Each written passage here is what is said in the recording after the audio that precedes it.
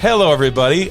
Welcome to Fresh Off the Set. My name is David Osmond. And I'm Carrie Hawker-Diaz. Okay, David, this week's podcast, I am so jealous you got to sit down with the man, the myth, the legend, Dan Clark. He's such a good dude. And you know him well. You've been friends with he and his family. And he's just the ultimate guy. To know him is to love him, and he walks in a room and just lights it up. He's the coolest guy and the ultimate storyteller. He is one of the main contributors to Chicken Soup for the Soul, and it was Chicken Soup for the Soul Day recently, and so I thought, who better else to sit down but with Dan Clark and ask him about his life and how he came to be an ultimate, author and best-selling author, a storyteller and a keynote speaker and everything, a songwriter. And so I had a chance to dive in with an old friend and really talk about how everybody has a story to tell. And he gives a lot of tips and tricks on how to get and craft that story out of you, to get it out onto paper or to stand in front of someone, and how to command a room with a story. Yeah. How to take the mundane, even though you may think it's just the most boring story to tell, and then twist it, turn it, find those little moments within it so that it's just engaging and exciting, and then has maybe a moral or comedy. And it was just really cool to talk about how you craft your words and to tell a story. It's fantastic. You know, you're so right when you say he's an amazing storyteller. I've seen him speak multiple times, and I'm always just on the edge of my seat. Like, he's so inspirational.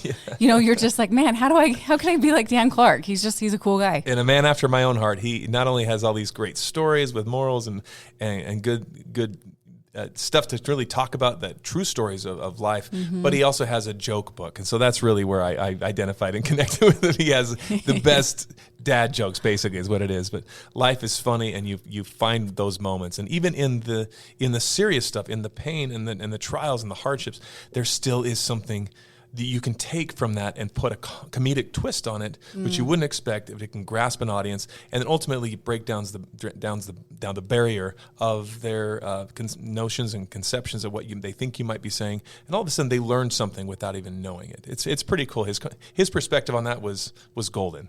Oh, well, I can't wait to listen, and I know everyone listening here as well is excited. Should we just let him hear it? All right, Dan, we love you, man. Take it away. What's up, everybody? This is David Osmond here in the podcast studio. Thanks for listening to Fresh Off the Set. Today, I have a very special guest who I consider, in my family, an adopted Osmond. I hope he considers me an adopted Clark, because I feel like for the years that we've known each other, that we've just bonded and connected, and I think it is through that story. The shortest distance between two people is a great story, and I don't know any better storyteller than the infamous man, the legend, the myth, Dan Clark is in the studio today. He's a major contributor to the Chicken Soup for the Soul series, but there's so much more to his career as a patriot, as a husband, as a father, as a grandfather, as a songwriter, as a keynote speaker, motivational, also a football player, going back playing for the University of Utah.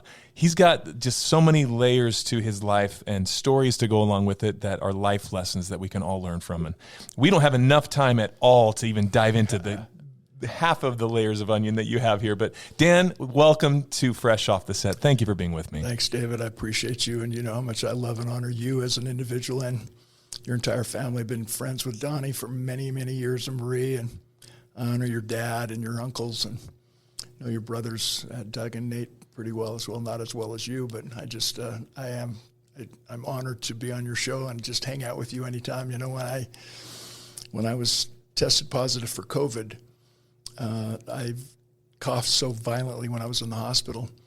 I coughed so violently, I ruptured the blood vessels in my vocal cords.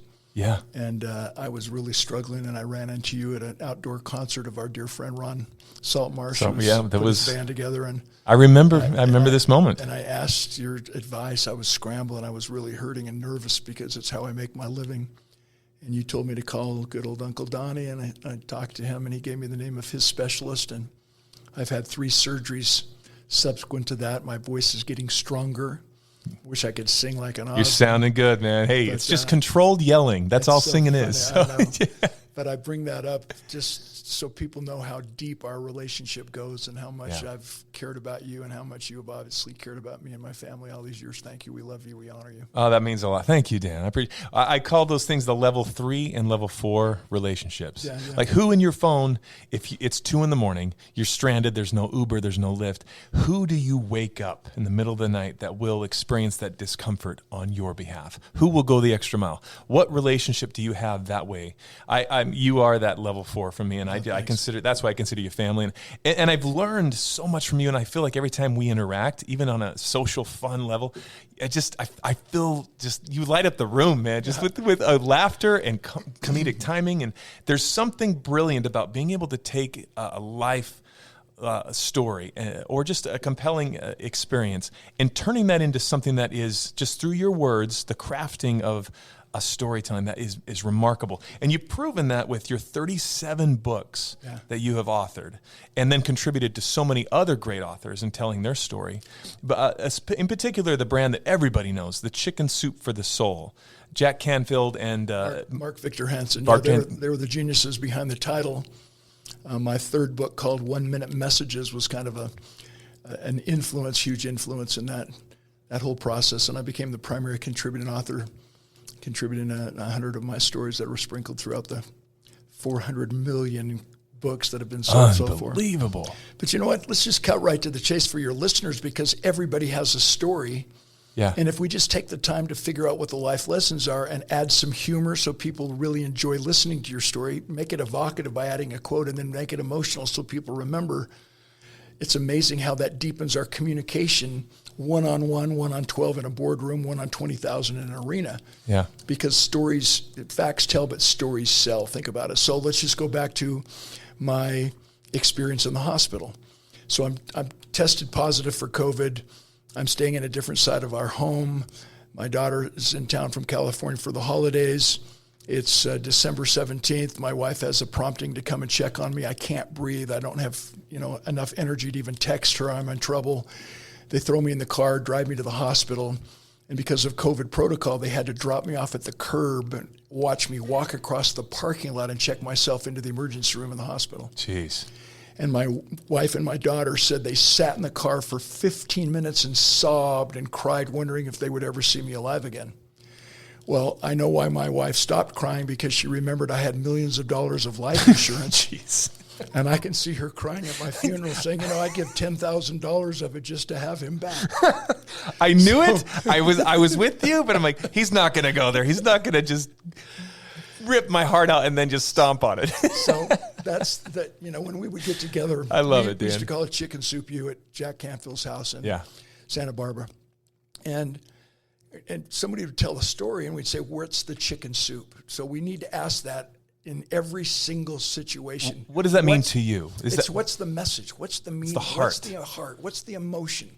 So, for example, I played football forever at the University of Utah. Projected #1 draft pick by the Raiders. That's 13 years of your life. Exactly, right? Especially those 9 as a freshman. Yeah, let's go there. Yeah, like I said, for those of you who actually think David Osmond is all that with no flaws, 7th grade was his senior year. Let's just start airing some family laundry here. Yes. And the 3 years I was a junior at East High School almost killed the whole faculty. Oh, jeez. Let's not go there. Anyway, so listen, I let's not go off the love rails. humor, laughter. I mean, dude, yeah. So let me give you examples. Might as well laugh about things now, right? So I played football, and I'm paralyzed for 14 months. I went to 16 doctors, 15 of whom told me I would not recover. I'd never get any better. Jeez. So in a speech, you would pause and say, have any of you ever heard that? What happens if you believe it? You never get any better. And my life spiraled downward until I hit what I thought was rock bottom. Now that I've recovered, I've fought my way back to a 95% recovery.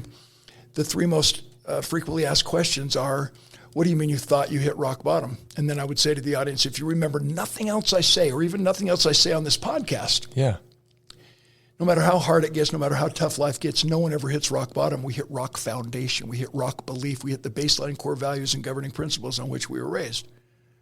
Profound. Yeah. Number 2, frequently asked question, why did I go to so many different doctors? I kept going from doctor to doctor until I found one who believed I would get better. And then you got to teach, who reminded me that knowledge is power, but it has no heart. We don't learn to know, we learn to do. Now add some humor. All the information in the world isn't going to make a person successful. It's like the guy who has 3 PhDs, 1 in philosophy, 1 in psychology, 1 in sociology. He doesn't have a job, but at least he can explain why. It's good. You see how you make your stories it's come so alive? Good. How do you document that in your brain where you file it away and you have just all these arrows and quivers you can pull out at the drop of a hat? That is something you learn. Yeah. You have a natural gift. There's no question. The ability to communicate in such a great way. When you're at the University of Utah, you're playing football in what position? Defensive end, stand-up linebacker. And then you're studying academically psychology. Psychology. Yes, sports psychology. Yeah. So to go from those early days, you're a teenager. Did you always speak like this? Was this just a natural gift? You were the class clown. You're the funny guy. Yeah, I could always make people laugh, but I could no more stand up in front of a room and teach anything or give a speech than flatter the man. I couldn't do that. So it's a learned skill that everyone can learn, but it's all based on what you believe. And if you have conviction, if you really know what you believe and you believe that your story is not your own, because if it can save a marriage, if it can keep someone from taking their life in suicide, if it can kickstart an entrepreneurial idea and help someone's dream come true, it's your story, but it's no longer your right to keep that story to yourself if you know that you can share it and heal the world. That's awesome. And That's once a great way to put you know it. what you believe, and someone asks you a question about nuclear physics, I'm gonna Clark, what about resilience, Clark? How do you get back up and go again? Yeah. And I can look people in the eye and talk as long as they'll let me about how to get back up and go again. You can't quit. It's a league rule because I'm an eyewitness. I've experienced that. And every single one of your listeners today has at least one signature story that changed their stars just like we began. Yeah. The level 4 of relationships. Well, what about the 6 degrees of separation? As I've analyzed people in my life who have changed my stars, beginning with a coach in high school who gave me a second chance, and Zig Ziglar, who sponsored me in the National Speakers Association. He's the guy that introduced me to Nancy Reagan, who invited me into the Reagan White House to take the Just Say No program to all 50 states. Wow. That launched my career. And I analyzed my life as an elderly gentleman now, and I think really I only had 6 people in my life that literally changed me forever. And we all have those. So the question that we need to ask, I just got through speaking at the Commanders Conference at Langley Air Force Base for Air Combat Command. I speak for the Air Force and the military all over the world, so I serve my country. And what dawned on me flying into Virginia was that we always say, find a hero. Who's your hero? Who's your hero? And the military are always put up on a pedestal. We just had Veterans Day, even though this is an evergreen podcast. And the question I had to the Air Force senior leaders was, when are you going to be your own hero? When do you realize the cavalry's not coming? Nobody's going to come to save you. When can you stand up and be your own hero? When can you really believe it's not enough to say, I will do my best? We must succeed in doing that which is necessary. And in order for us to teach that, be your own hero, so someone else will use you, will rely on you, will lean on you to help them get through the tough times. That just means everything matters and that we're all here together. And when the water in the lake goes up, all the boats rise together. It's the essence of team building. We don't, when I work with most of the teams in the National Football League, I remind them that, yes, we win and lose as a team, but we win and lose because of individuals. What are you willing to do on a daily basis to make yourself more valuable? And then what are you willing to do every day to make everybody else around you better? So they leave saying, I like me best when I'm with you. I want to see you again. That's a David Osmond. Every time we're around, I leave you saying, I like me best when I'm with you. I want to see you again. Yeah. That's Every time right. I'm around, Donnie or anybody else in your family except Aunt Marie, I always leave saying, I like me best when I'm with you. I want to see you again. And we see that in just tongue in cheek because of how close you are and family you are. You seriously have been so intertwined. And I don't even remember the first time we met. I don't remember where it was. I just feel like we've always known each other. Exactly. It's one of those things, Public speaking, is always known as it's horribly frightening. It's the worst thing for most people to stand up at a mic. So do you remember the very first time you had to give a speech, a talk? What was that moment like? And that's a great question. And what's your advice to someone to stand up and hold that mic and tell that story that's in them? So you're absolutely right. They say the number one fear of people, more fearful than the fear of dying or falling off a tall building or the fear of snakes or spiders. People claim that the number one fear of people is the fear of speaking in public. I disagree. The number one fear of people is not speaking well in public. When you're prepared, you shall not fear. Again, back to what I said. When you know what you believe and you know what you're talking about, give me the microphone. But here's where it all began, and I think this is cool as we start to close down our time. So I'm 13 years old, and an English teacher in junior high, she saw something in me that I didn't see in myself, and she said, Danny, I think you should write a story. I think you should enter the speech essay competition. I said, that's not me. I can make people laugh, but that's not me. And she goes, Danny, I think you should do it. So I took the time, I took her challenge seriously. And when I was 13 years of age, I wrote my two most famous, iconic stories, one of which was turned into a film at Paramount Studios starring Jack Lemmon. It's won 22 film festivals so far. Great movie. It's called Puppies for Sale. And I wrote that story and the circus story about my dad and I standing in line to purchase some tickets to go to the circus, another very famous, iconic story. Those two stories were responsible for selling millions of copies of Chicken Soup for the Soul. It only takes one or two hits on an album to sell the album. You can have, John Lennon has 4 hits and then Yoko Ono screaming on another 6 tracks and you still buy the John Lennon album and you handle the 6 screams. That's right. And we know that's true. It's true. So you only need Exactly one right. great story or 2 great stories in any book to make people want to buy it. And I'm just so proud to claim that. And I've got so many iconic stories throughout the Chicken Soup series. That's why I'm the primary contributing author. But you think about the story Puppies for Sale and how iconic it is in the message. And if I could just share that, it'll be quick. And you can tell I've told it 1,000,000 times because I can just whip it out. A store owner was tacking a nail in a sign above a store door which read Puppies for Sale. Signs like that have a way of attracting small children. And sure enough, a little boy appears at the store owner's side. He says, how much are you going to sell the puppies for? The store owner assured the little boy that they were very, very good dogs, and he didn't expect to let any of them go for anything less than $35 to $50. To that, the little boy reaches in his pocket. He pulls out some change. He counts it for a minute. He looks up at the store owner. He says, well, sir, I have $2.37. Can I look at the little puppies? The store owner smiles. He says, sure, son, and he whistles. Out of the kennel comes Lady, the mama dog, running down the aisle of the store, followed by 5 little teeny balls of fur, one puppy lagging considerably behind the others. Yeah. Immediately, the little boy singles out the lagging, limping puppy. He says, what's wrong with that little dog? The store owner says, we took that dog to the veterinarian. The doctor examined it, discovered it didn't have a hip socket. It would always limp. It would always be slow. Little guy says, that's the little puppy I want to buy. The store owner says, nah, you don't want to buy that little dog. If you really want him, I'll just give him to you. Oh. Now the little guy gets ticked off. He gets right in the face of the store owner, points his finger, and he says, I don't want you to just give him to me.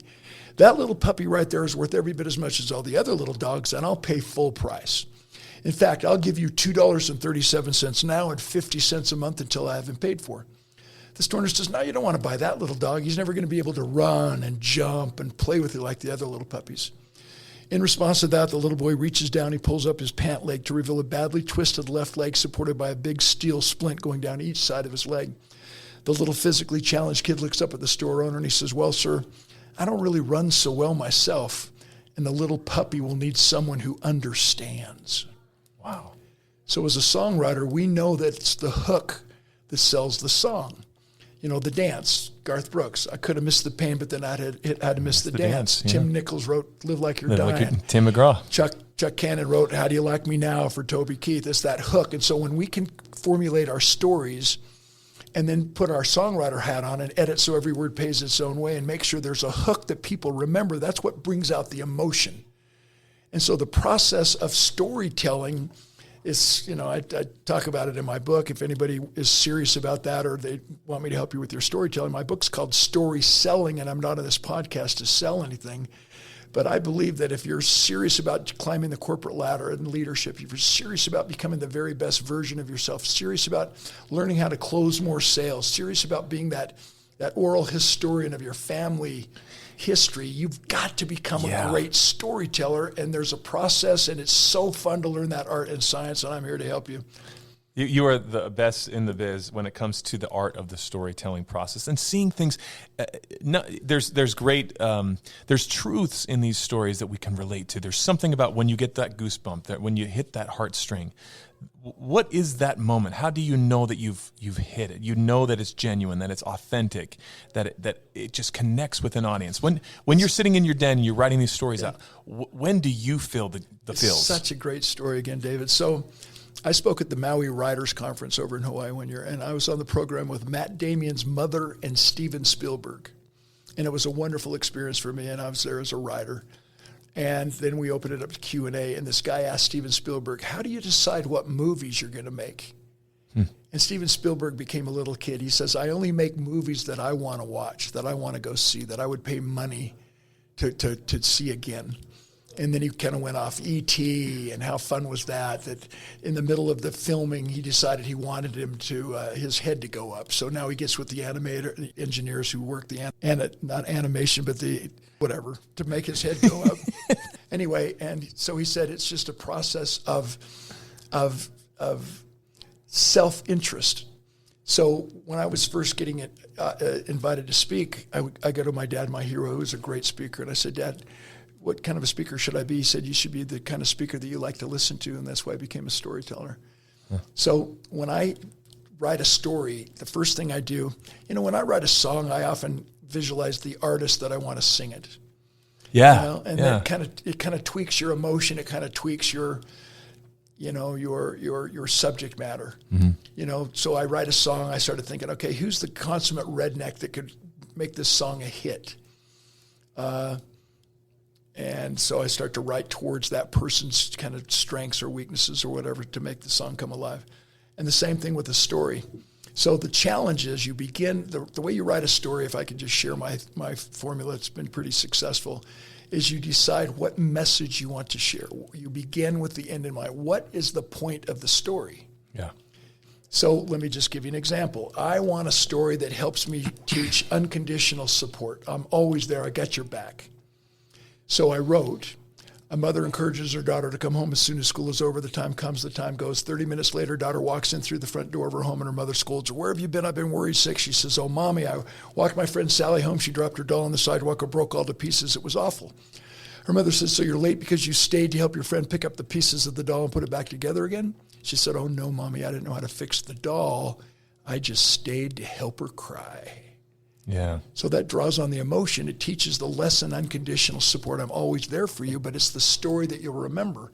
In the mind's eye of the listener, you're putting yourself into that same scenario. So you never tell place. a story, you relive the story. Yeah. And if it's a well-told story, if it's a well-structured story, you actually invite the listener or the reader into the story, and they can see themselves as one of the characters. So when you write a story, you have to come up with your message, then you have to create a protagonist, a hero, that defends or represents or sells that message. Then you have to create an antagonist who creates the pain, who creates the, wait a minute, I disagree. So it gives the hero a reason to overcome the evil, to overcome the obstacle, to champion the cause. It's the tried and true hero's journey. You got it. Exactly. Every movie we've seen. And then you add dialogue, so it makes it fun and interactive. And then you conclude with the hook so people remember it. It's the 5-step process, and that's why I've had so many successes with my storytelling, and I can teach anybody to do that if anybody's interested. As a kid, and you should. If you're into this seriously, well, where can we go find you? Like, where should we find Dan Clark? My website's danclark.com, but you can actually log on, go on your favorite site, and I want you to Google Dan Clark 360. Okay. And all of a sudden on your computer screen, you're going to get a dashboard, and it's going to have an opportunity for you to click on a button that says Contact. And once you push that button, Contact, up in the right-hand corner is another button that says Send Text. And what I want you to do is push that and send me your full name, and maybe just say, the name of this podcast, and then give me your best email, and I'll send you some information on how to get a hold of me. And I'll probably give you a free download or a free book, free something. You're a dad, you're a parent. Are we winding down, or do I have time to just create, to quote the Clark Credo? Please. And then maybe give everybody a free copy of that they can put on the refrigerator door, especially if you're a young parent. I absolutely. Okay, so 100%. So my mentor in the National Speaker Association, the world of speaking, was Zig Ziglar. The best. Yeah, just he sponsored unbelievable. me in the National Speaker Association way back in 1982. So we get pregnant with our first child in 1985. And Zig, one day, he picks me up. We're going out to the golf course, and he says, how much do you really believe what we're teaching the world? And I said, what do you mean, Zig? And he says, do you really believe you can mold someone's attitude? Can you really influence your children in the way they believe, in their sense of resilience, and that they really can get back up and go again? And I said, yeah. He said, okay, I'll challenge you. I want you to write the Clark Credo something that you can actually teach your children as they grow older that will give you a before and an after effect, an actual report card that this mind over matter, that this motivational speaking, that this positive thinking really does make a difference. So I wrote the Clark Credo. So now our son is born in 1985, our first child. And every night before he went to bed, he's laying in his crib, and I would grab a hold of those little teeny bars on the crib, and we'd get eye contact. And I'd say, I'm smart, talented, and I never say never. I'm wanted, important, lovable, capable, and I can succeed. I love music. I'm a great athlete, and I'm going to get good grades in school. The only person I need to be better than is the person I was yesterday. So I never say I can't. I always say I can, I will. If I fall down or get knocked down, I just get back up and go again. If I spill or make a mistake, I just clean it up, learn why, and say, no big deal. God loves me and I love God, so I always treat others as they want to be treated. So when they're away from me, they always say, I like me best when I'm with you. I want to see you again. Every single night through spaced repetition, I would quote that to my son with eye contact, and he was spellbound. He was spellbound by the way my lips moved and the sound of my voice, and eventually got to that age where he would fill in a word. Yeah. And pretty soon he could quote a sentence. And pretty soon he got to that age where I would say before he would go to bed, Danny, who are you? And he would repeat back to me, I'm smart, talented, and I never say never. I'm wanted, important. He would quote the entire Clark Credo. Then our next child comes, Nicola, who you know, and then McCall, and then Alexandria, and every single one of them went through that same process. You know, proud to report our children never got in trouble. Yeah. They were always able to deal with failure. We always believed in the one-line hooks, you know, failure is an event, not a person. If you're not failing a few times, it means you're not pushing yourself hard enough. And we would use these one-liners to remind them of what they really believe, that they can get back up and go again. You get knocked down 7 times, you get up 8, because they're going to have more failures in their life than they'll ever have successes. They're going to have their hearts broken from boyfriends and girlfriends the whole life. So why not prepare them mentally so that they have something to lean on? And the coolest thing is now I have 5 grandbabies. And little Cora, she's 4 years old, and she can quote word verbatim the Clark Credo. Clark Credo. I have Jack, who's 2, not quite 2, and he's just spellbound as I sit him on my lap and I quote the Clark Credo. Huh. Baby Luca, he's 1 month old. My 2 other beautiful daughters, granddaughters, Aubrey and Emma, they know the Clark Credo. And the coolest thing, David, is that as adults, my 4 children can quote verbatim the Clark Credo, and I can call them out on a moment's notice and say, hey, what's the Clark Credo? Or better still, we're at the dinner table the other day, and Cora leans over and knocks over her glass of water, and instead of freaking out, I said, Cora, what's up? She goes, just clean it up. Say no big deal. Just clean it up. She just pulled that right there. Excuse me. So the concept of songs. Trisha Yearwood sang the song Remembers When. I remember attending your wedding, beautiful wedding, and I'm such a fan of you as a power couple. We all have songs. We all have that wedding song. You know, I'm at a buddy's wedding, and he trusts his buddy who's the DJ, and his bride-to-be, they're coming down the aisle, and she wants to walk in with the song, and she goes, I just want, this song. And my buddy is asked by the DJ, what's your walk-in song as the groom? And he goes, I love AC/DC. I trust you. Just pick one. So his bride comes down the aisle, and everybody's wonderful. It's something like by Luther Vandross. It was awesome. And his buddy pushes Highway to Hell on a Highway to Hell by AC/DC, and we're all just laughing, and he's finally getting into it, and his fiance's looking at him like, you got to be kidding me. Anyway, music can change you because it combines lyrics and emotion of the melody.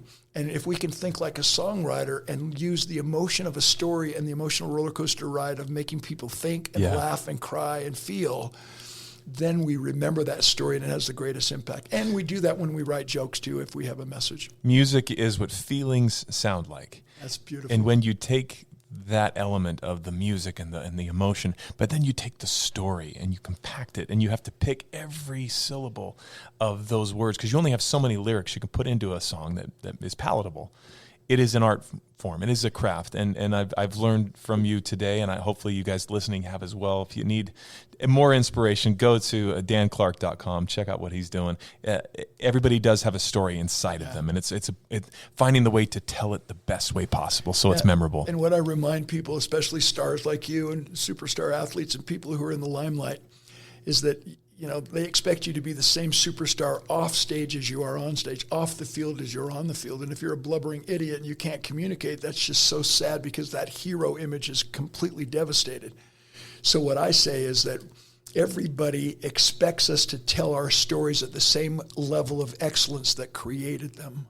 Oh, that's cool. So that means you've got to focus in on the art and science of storytelling. And it's a concerted effort. Exactly. It's a planned process. And once you figure out that process, it's amazing how you can just practice telling a story so you can tell it on the drop of a hat as an answer to a question on a podcast or in an interview or in a one-on-one conversation at a sports bar. And I would think not just to be able to communicate better with others and you'll be more successful in life and business, but also I think to communicate to ourselves, to understand what is going through our own minds, our hearts, to put it out there on paper and to organize it so once you see it, you become what you think about. And that credo, I think that is an amazing thing. I need to go create one for my own family. That's something I should be doing. You've inspired me today, and hopefully to our audience as well. And you continue to do so. Thanks. What's the last thing I'll leave you with? What's the next thing for Dan Clark? You're living your best life. You're fulfilling your dreams. What's your bucket list? What's coming up next? Still speaking. If anybody has any reason to benefit from my message, I'd love to be the keynote speaker at your organization or association. Best in the biz. I've had a top 5 songs, top 10 songs. I want to have a number 1 tune, and so that's always a collaboration. We already know that most hit songs are co-written, so I might be tapping on your shoulder here, brother, down the road. I'm just trying to make a difference. I've got some huge dreams. I want to make a lot of money in the next 5 years so that I can endow a scholarship at the University of Utah, my dad's name. Yeah. Wouldn't that be cool if we could raise enough money to build a building and not call it after me like most billionaires do? That's just a joke. I want to call the building Anonymous. I think that would be so cool. Where's your third period class? Anonymous. I mean, anonymous. So that we That's serve so for great. the right reasons. That's hilarious. I love that, Dan.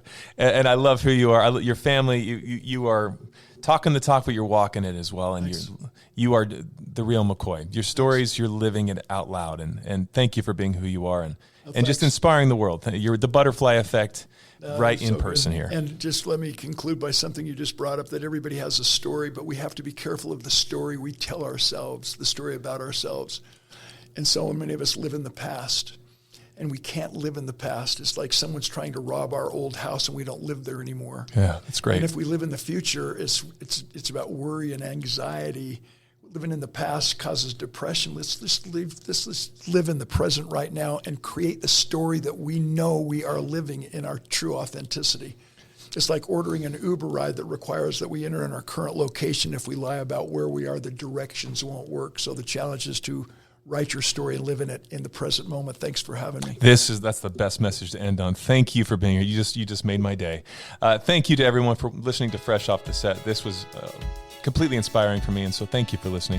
Come back anytime. I mean, this is your podcast room. Yeah. This is where you've done tons of broadcasts, and so this is your home away from home. Power Players with Dan Clark. What a great podcast. Yeah, man. A little competition. You got a lot more stories to tell. Keep up the great work, brother. Thanks, Big Dave.